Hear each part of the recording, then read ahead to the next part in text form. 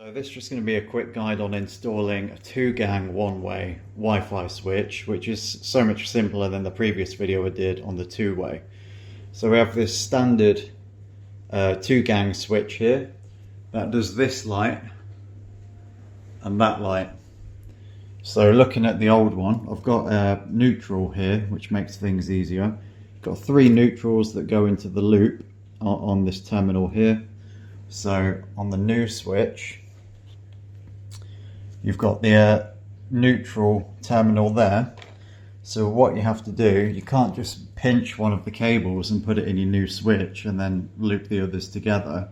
What you need to do is put all 3 in a Wago and then get a 4th fly lead from the loop, from the Wago, to the neutral terminal on your new switch. So ideally I need a 4-port Wago, but I've only got a 5, so it'll be a bit big in there, so I may need a spacer, I'm not sure yet. So you just need some standard cable like this, and take out a bit of the blue neutral wire and then just wire that in. So looking back at this switch here, you've got the COM port. If you can see that, I can't really see my phone screen, it's too bright in here. Got the COM cable, which is brown, that's providing a permanent live to this switch. You then have another cable here looping it to this one, which is providing that with a permanent live as well. You got your earths at the back there, you don't need to mess with them. And then you have your one-way cable here, which is the switch live going up to the light, and then your one-way here, which is going up to the other light. So pretty straightforward. So the brown, which is going into COM here, you put in L on this one, and then you shouldn't need this loop here because it's a smart switch, but obviously with the one-way terminal, the one-way wire, that will go in L1, and then the second one, the 2-way wire here, goes in L2, and that's it.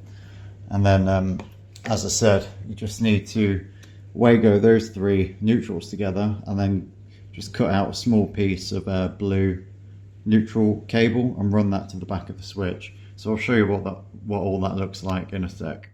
So there we go, very easy. However, I will need a spacer for this switch given the size of the 5-port Wago there. So you've got all 3 neutrals going into the Wago, just there, and then a small fly lead, slightly different coloured blue, going into the neutral terminal on the switch.